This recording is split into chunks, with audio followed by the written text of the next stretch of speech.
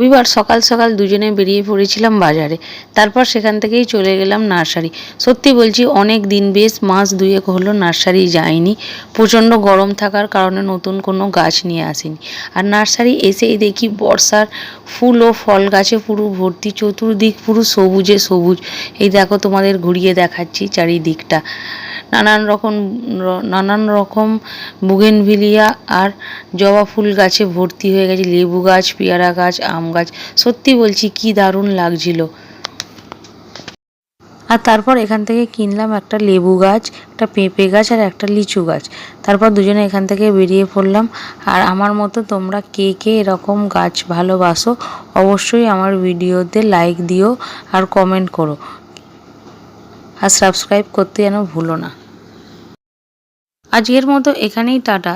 আবার দেখা হচ্ছে পরের কোনো শর্টসে। ততক্ষণ ভালো থাকবেন, সুস্থ থাকবেন আর গাছ ভালোবাসুন, দেখবেন মন ভালো থাকবে।